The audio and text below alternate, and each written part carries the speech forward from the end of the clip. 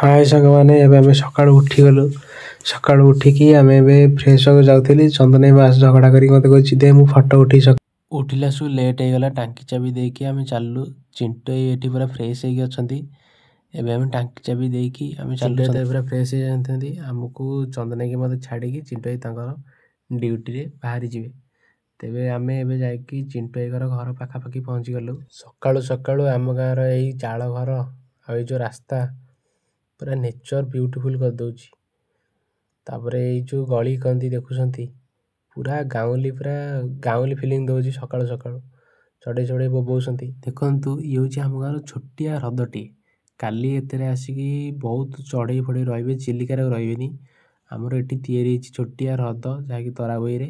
ଏଠି ଆମର ରହିଲେ ଚିଲିକା ଫିଲିକାରୁ ଆଉ କୁଆଡ଼େ ରହିବେନି, ଏଇଠି କେବଳ ରହିବେ। ତାପରେ ମୁଁ ଚାଲିଗଲି ବ୍ରସ୍ଟେ ଧରିକି ଗାଡ଼ି ନେଇକି ପୋଖରୀ ଗାଧେଇ।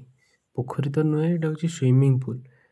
ଏପଟ ପାଖରେ ସ୍କିଲ୍ ଇଣ୍ଡିଆ ଆଉ ସେପଟ ପାଖରେ ବରୁଣେଇର ଭ୍ୟୁ ଦେଖିକି ଗାଧେଇବାର ଯେଉଁ ମଜା, ଆଉ ସେଇଟା ଘରେ ଗାଧେଇବାର ମଜାରେ ଅଛି।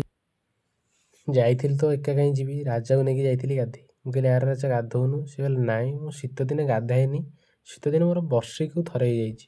ଗାଧୁଆ ପାଧୁଆ କରିକି ଆସି ଫ୍ରେଶ୍ ହେଇଗଲି।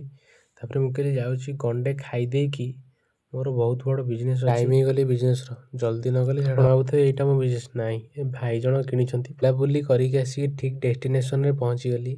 ଏଇଟା ହେଉଛି ମୋ ବିଜନେସ୍ ନୁହଁ, ଏଠି ହେଉଛି କେବଳ ଖଟିବି, ଖାଇ ପିଇକି ଦରମା ନାହିଁ। ଘରକୁ ଆସିବା ପରେ ମୁଁ କହିଲି କାର୍ତ୍ତିକ ମାସରେ ଆସୁଛି ହେରି, ଟିକେ ସୋସିଆଲ୍ ୱାର୍କ ନେଇ ଟିକେ ଧର୍ମ କରିଦେବା।